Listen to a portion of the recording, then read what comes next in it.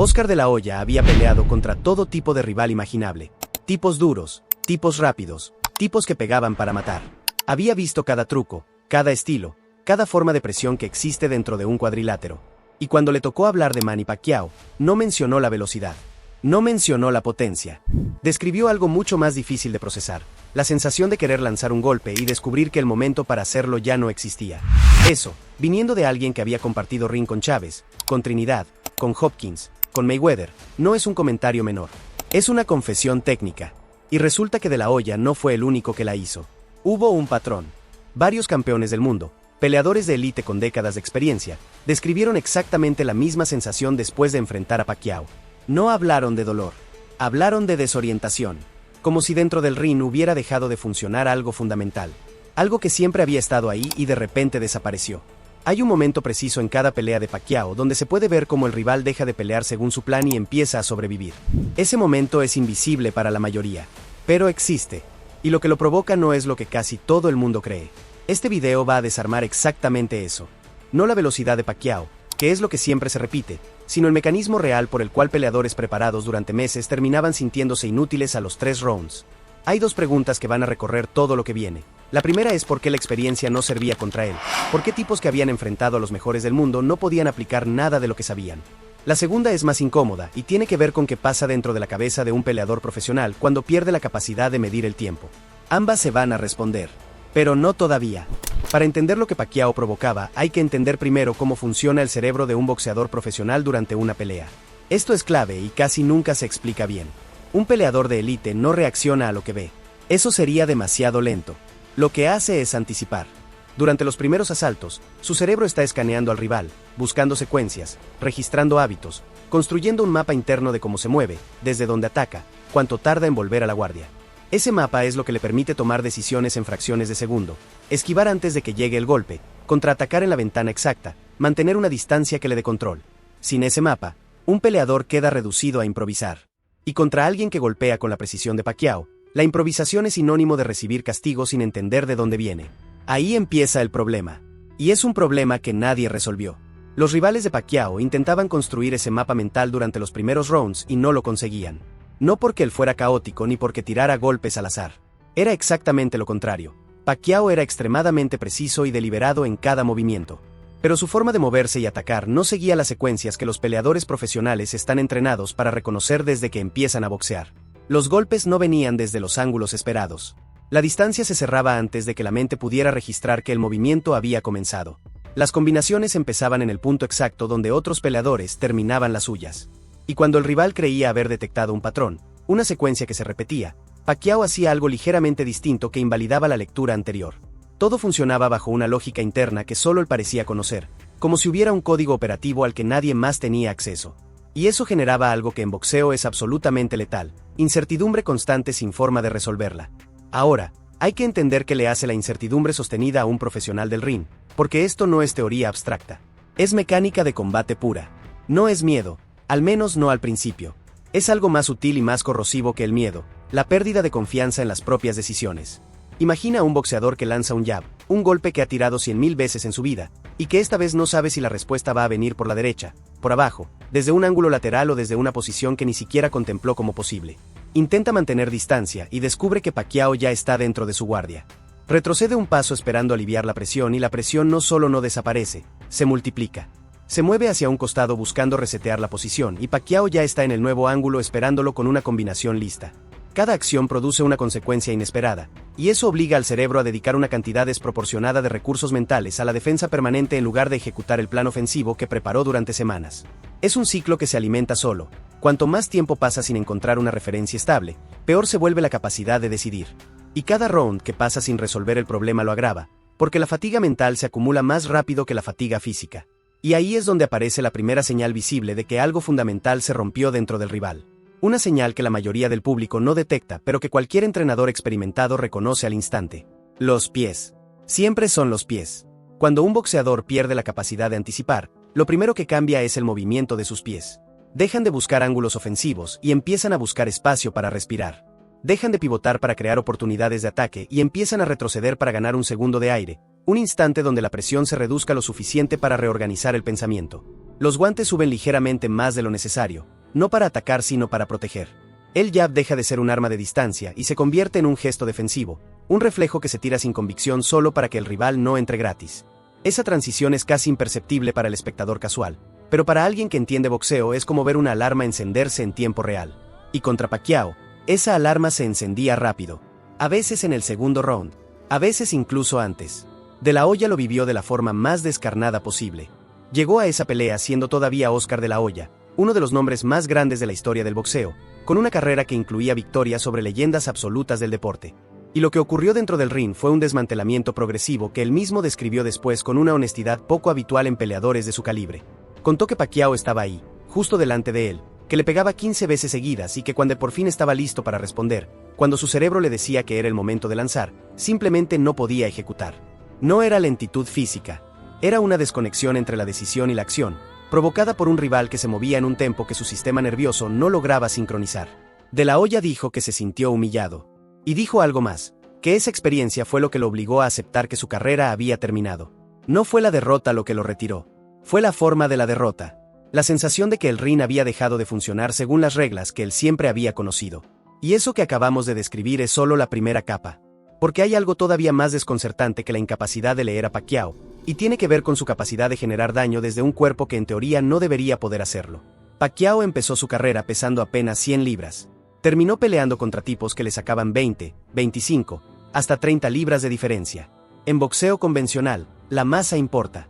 El peso genera inercia, la inercia genera impacto, y el impacto es lo que derriba rivales. Los peleadores pequeños pueden ser rápidos y habilidosos, pero rara vez tumban de forma consistente a oponentes más grandes. Pacquiao lo hizo durante toda su carrera. Y la explicación no estaba en una fuerza bruta excepcional. Estaba en algo mecánicamente más sofisticado, la transferencia perfecta de energía a través del timín. Sus golpes no parecían cargados cuando se veían desde fuera. No había telegrafía, no había un movimiento previo que avisara del impacto. El puño llegaba y el rival se tambaleaba, y muchas veces ni siquiera identificaba cuál había sido el golpe que lo dañó. Eso ocurre cuando el timín es absolutamente preciso. La energía se concentra en un instante tan breve que el cuerpo del receptor no se prepara para absorberla. Los músculos no se tensan, las piernas no se afirman, la mandíbula no se aprieta. El golpe entra limpio en un organismo relajado, y el efecto es desproporcionado respecto a la fuerza aparente. Es física pura aplicada de forma instintiva. Uno de sus rivales describió esta sensación con una mezcla de confusión y asombro que vale la pena detenerse a analizar. Contó que los puños de Pacquiao se sentían como piedras, que había algo extraño en la densidad del impacto que no correspondía con el tamaño del hombre que tenía delante. No hablaba de brutalidad. Hablaba de una física que no le cuadraba. Esperaba golpes proporcionales al cuerpo que los lanzaba, y recibió algo que no podía clasificar dentro de su experiencia previa. Esa incomodidad física, sumada a la incomodidad mental de no poder leer los movimientos, creaba una acumulación de factores que deterioraba al rival round tras round. Y ahí es cuando la pelea dejaba de ser competitiva y empezaba a ser administración de daño. Keith Thurman es probablemente el mejor ejemplo de cómo todo este proceso se manifestaba de principio a fin, desde la confianza absoluta hasta la supervivencia. Thurman era un campeón invicto, joven, con pegada real y con una personalidad que disfrutaba la provocación pública. Antes de enfrentar a Pacquiao hizo algo que después le sería recordado con bastante ironía, lo minimizó completamente. Lo llamó pequeño, viejo, predecible. Dijo públicamente que iba a crucificarlo. Usó la diferencia de tamaño y de edad como si fueran garantías de resultado. Lo que no calculó, lo que ningún plan de medios puede anticipar, es lo que pasa cuando suena la campana y el tipo que se suponía pequeño y viejo empieza a hacer cosas que no estaban en ningún video de preparación. La pelea contra Thurman mostró la progresión psicológica completa, casi como un manual de lo que Pacquiao les hacía a sus rivales pero condensado en una sola noche. Primeros rounds, Thurman confiado, buscando imponer su envergadura, lanzando con intención y con la certeza de que su tamaño y su juventud iban a marcar la diferencia. Había momentos donde Thurman conectaba y debió sentir que las cosas iban según lo planeado. Pero lo que no percibía todavía era que Pacquiao estaba registrando cada movimiento, cada tendencia, cada hábito defensivo, almacenando información que iba a usar minutos después. Después del cuarto o quinto round, algo empezó a cambiar de forma visible. Los golpes de Thurman perdieron intención ofensiva. Ya no buscaban hacer daño. Buscaban mantener distancia, crear un espacio mínimo que le permitiera pensar. Los pies dejaron de pivotar hacia adelante y empezaron a moverse lateralmente, buscando salidas que no encontraba. La esquina empezó a dar instrucciones más cortas, más urgentes. Las indicaciones dejaron de ser sobre cómo atacar y se convirtieron en advertencias sobre cómo no dejarse atrapar. Y Pacquiao seguía exactamente igual, con la misma presión constante, los mismos ángulos imposibles de predecir, la misma capacidad de aparecer donde no se le esperaba y golpear limpio antes de que Thurman pudiera siquiera formular una respuesta mental. El tipo que iba a crucificar a Pacquiao terminó la pelea tratando de llegar a la campana final con la mandíbula intacta. Esa transformación, de verdugo autoproclamado a superviviente agradecido de seguir de pie, ocurrió en 36 minutos delante de millones de personas. Y lo más revelador es que Thurman, después de la pelea, no habló con rabia ni con excusas. Habló con el tono de alguien que acababa de descubrir que todo lo que creía saber sobre pelear necesitaba revisión. Lo que esto revela no es solo que Pacquiao era mejor peleador, es que tenía la capacidad de modificar la realidad competitiva de su oponente en tiempo real, de convertir un plan de ataque en un protocolo de emergencia sin que el rival pudiera identificar el momento exacto en que ocurrió la transición. Y ahora viene algo que probablemente no esperabas. Si lo que hacía Pacquiao con rivales nuevos era devastador, lo que hacía con rivales que volvían era todavía peor. En boxeo, la revancha es el gran ecualizador. La lógica dice que si ya enfrentaste a alguien, la segunda vez llegas con información que antes no tenías. Sabes cómo se mueve, ya sentiste su velocidad, ya absorbiste su presión. Esa información debería traducirse en un rendimiento superior. Contra Pacquiao, esa lógica se invirtió. Los rivales que volvieron descubrieron algo profundamente frustrante: lo que habían aprendido ya no servía. No porque Pacquiao hubiera cambiado radicalmente de estilo, sino porque lo que les había mostrado en la primera pelea no era todo lo que tenía. Los patrones que creían haber identificado no se repetían. La distancia no se comportaba igual. Las aperturas que habían encontrado ya no estaban disponibles. La familiaridad, en lugar de generar control, generaba una falsa seguridad que resultaba más peligrosa que la inexperiencia total. Hay una diferencia enorme entre no saber qué esperar y creer que sabes lo que viene cuando en realidad no lo sabes. Lo segundo te deja completamente expuesto porque actúas con convicción sobre premisas que ya caducaron. Si este tipo de historias te interesa, suscríbete y deja tu like. Porque lo que viene ahora explica por qué varios campeones entendieron demasiado tarde lo que estaba pasando ahí dentro. Miguel Cotto es otro caso que merece detenimiento porque ilustra una variante distinta del mismo fenómeno. Cotto no era un peleador cualquiera. Era duro, técnicamente sólido, con pegada natural y experiencia en peleas de máximo nivel. Pero llegaba con una grieta emocional que pocos mencionaban abiertamente. Su pelea anterior contra Antonio Margarito había sido traumática, y ese desgaste mental reducía su margen de resistencia psicológica. Contra Pacquiao, ese margen era crucial. Lo que ocurrió fue un desmantelamiento por capas que cualquier estudiante serio del boxeo debería analizar con detenimiento. Pacquiao no buscó el knockout rápido. No entró arrasando desde la campana. Observó durante los primeros compases, registró con una paciencia casi científica las reacciones defensivas de Cotto, identificó exactamente las fisuras en su guardia y empezó a explotarlas con una precisión quirúrgica que iba estrechando las opciones del puertorriqueño round tras round. Lo que hacía Pacquiao en esos primeros asaltos no era pelear en el sentido convencional del término. Era descodificar al rival en tiempo real, como un programa que analiza datos mientras simultáneamente actúa sobre ellos. Para el tercer asalto, la pelea ya estaba definida técnicamente. Cotto seguía lanzando golpes, porque era un guerrero de verdad y así se comportan los guerreros, pero cada vez que iniciaba una ofensiva, Pacquiao ya estaba posicionado para castigarlo. La relación entre riesgo y recompensa se había invertido completamente. Para Cotto, cada intento ofensivo era un riesgo mayor que quedarse quieto, y cuando un peleador llega a ese punto, cuando atacar se vuelve más peligroso que no hacer nada, la pelea ya terminó en su cabeza aunque su cuerpo siga de pie y sus puños sigan moviéndose por inercia. Lo que contó Freddie Roach después añade una capa reveladora. En los rounds finales, Roach le gritaba a Pacquiao que noqueara a Cotto, que terminara el combate. Pacquiao no quiso. No porque no pudiera, sino porque no quería hacerle más daño del necesario. Eso habla de algo que casi nunca se discute en boxeo de élite: control emocional dentro de la violencia. Pacquiao podía decidir cuánto daño infligir. Su dominio no era solo físico ni técnico. Era una administración total del combate que le permitía elegir el nivel de destrucción.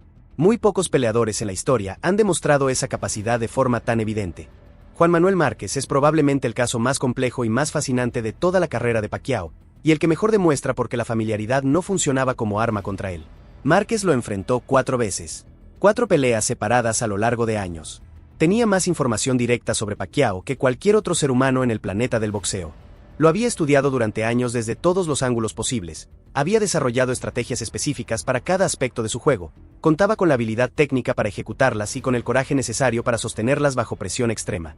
Cada una de las 4 peleas fue extraordinariamente reñida, con decisiones divididas, con rounds que podían inclinarse para cualquier lado y con controversias legítimas sobre quién había ganado realmente. En cualquier otra rivalidad del boxeo, ese nivel de exposición mutua habría producido una clara evolución en la capacidad del retador para resolver el acertijo. Con Márquez y Pacquiao, eso no ocurrió de la forma esperada.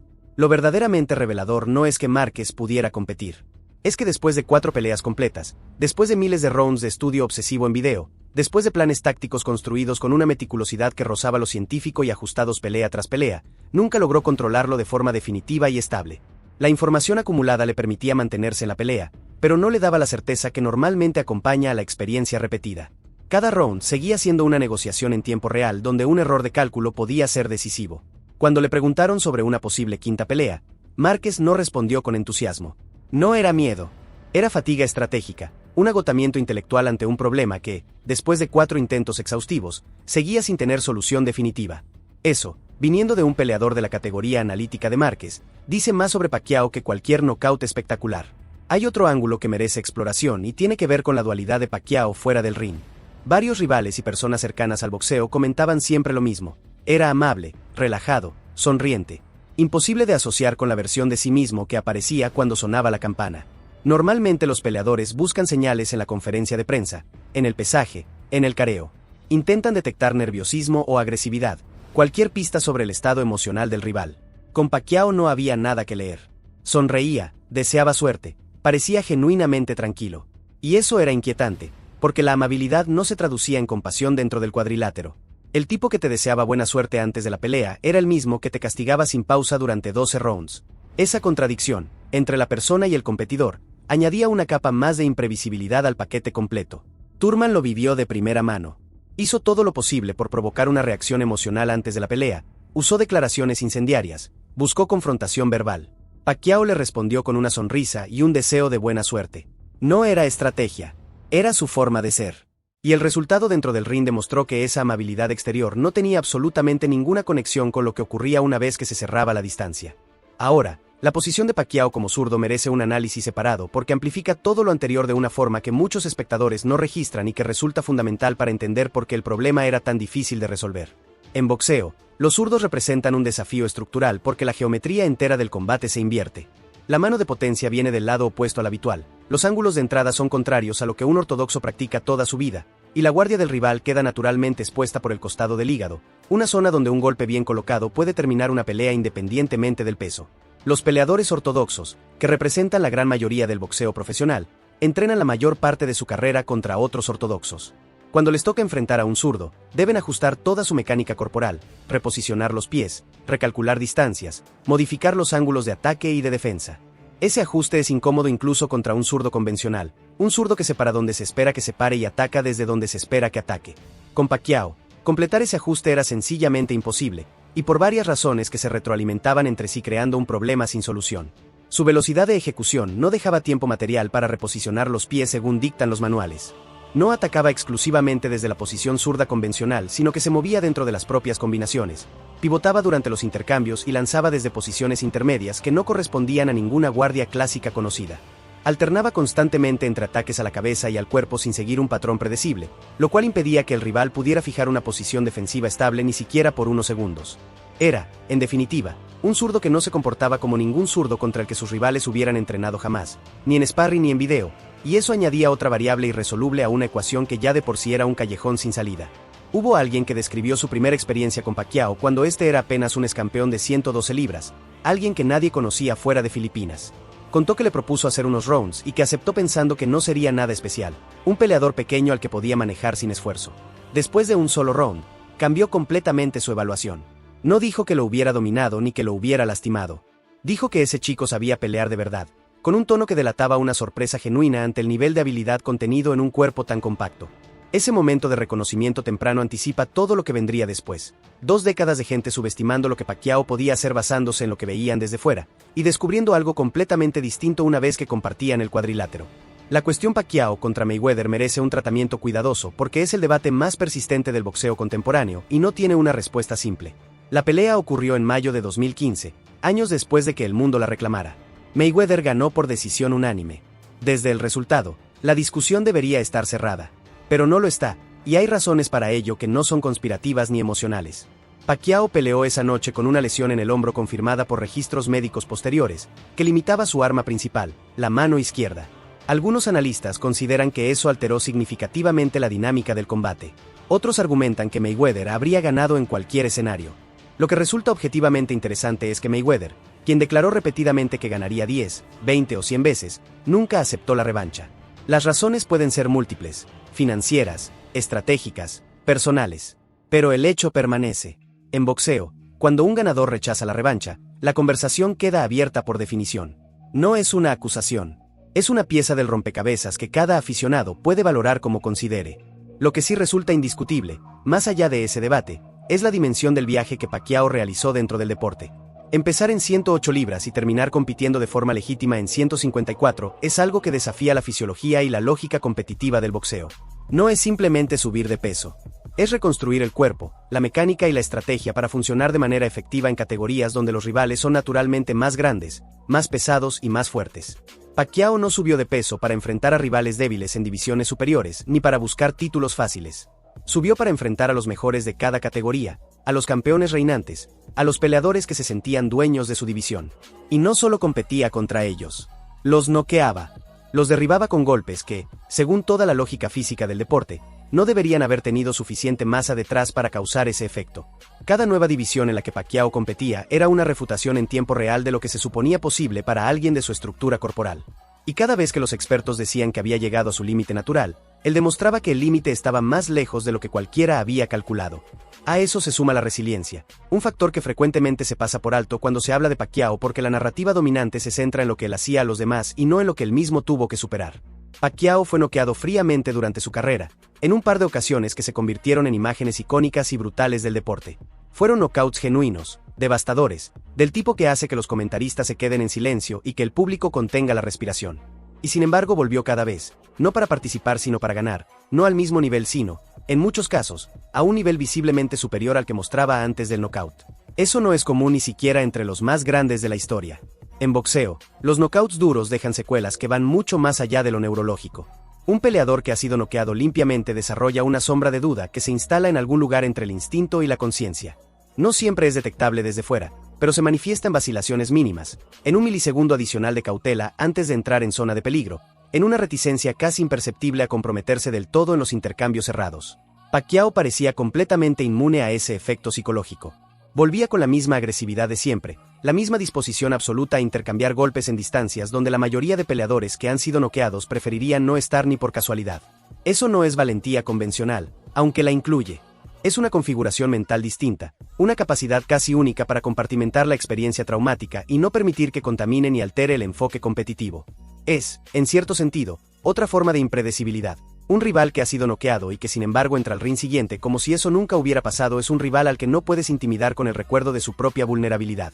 A los 40 años seguía ganándole a campeones mundiales vigentes. A los 42 era capaz de dar peleas legítimas donde la única razón de la derrota era el paso del tiempo, no la ausencia de habilidad. La pregunta entre los expertos siempre era la misma, si existía un límite real para lo que este hombre podía hacer dentro del ring. Y la respuesta siempre tardaba en llegar porque cada vez que alguien creía haber encontrado ese límite, él lo empujaba un poco más lejos. Incluso después de retirarse, cuando su nombre aparece en una conversación sobre boxeo, la reacción de quienes le enfrentaron sigue un patrón reconocible. Hay una pausa antes de hablar. No mencionan golpes específicos ni rounds concretos. Hablan de la sensación general, del ambiente dentro del ring, de cómo el tiempo se comportaba de manera diferente cuando Pacquiao estaba delante. Esa es la huella que dejó. No un registro de victorias, sino una alteración en la forma en que sus rivales entendían la velocidad, la presión, la distancia y el timing después de haberlo enfrentado. Hay peleadores que dejan marcas en el cuerpo. Otros dejan marcas en el récord. Pacquiao dejó marcas en la comprensión misma de lo que significaba estar dentro de un ring. Después de enfrentarlo, los rivales no solo perdían una pelea, perdían la certeza de que su forma de pelear bastaba para cualquier situación. Descubrían que había un nivel de impredecibilidad contra el cual la preparación convencional no garantizaba nada. Esa revelación los acompañaba mucho después de que se apagaran las luces. Y las dos preguntas que abrimos al principio ya tienen respuesta. La experiencia no servía contra él porque Pacquiao no se repetía. Cada pelea era una versión nueva del mismo problema irresoluble, y la información del pasado creaba una ilusión de preparación que en realidad dejaba más expuesto al rival. Y lo que pasa dentro de la cabeza de un peleador cuando pierde la capacidad de medir el tiempo es exactamente lo que vimos en De La Hoya, en Thurman, en Cotto y en tantos otros. Una cascada que va de la confianza a la incomodidad, de la incomodidad a la confusión, de la confusión a la frustración y de la frustración a la aceptación silenciosa de que esa noche, dentro de ese ring, las reglas que siempre habían funcionado dejaron de aplicarse. Eso es lo que hace que Manny Pacquiao trascienda las categorías habituales del boxeo. No entró en la conversación de los más grandes por acumulación de cinturones, aunque ganó 8 títulos en 8 divisiones distintas como nadie antes. Entró porque representó algo que los números no capturan: la capacidad de hacer que peleadores de clase mundial se sintieran principiantes durante los minutos que duró cada combate. Convirtió el ring en un espacio donde las reglas de timing, distancia y anticipación dejaban de funcionar, y donde la única constante era que nada se comportaba como se esperaba. Esa, quizás, sea la mejor definición de lo que significa ser un peleador verdaderamente diferente. No es ganarles a todos. Es hacer que todos sientan que nunca habían estado en una pelea de verdad hasta que te enfrentaron a ti. Si llegaste hasta aquí, ya sabes de qué va este canal. No es boxeo de superficie. Es la lectura profunda de lo que pasa dentro del ring y dentro de la cabeza de los peleadores. Suscríbete, dale like al video y déjanos en los comentarios cuál fue el rival que crees que peor la pasó contra Pacquiao. Nos vemos en el próximo video.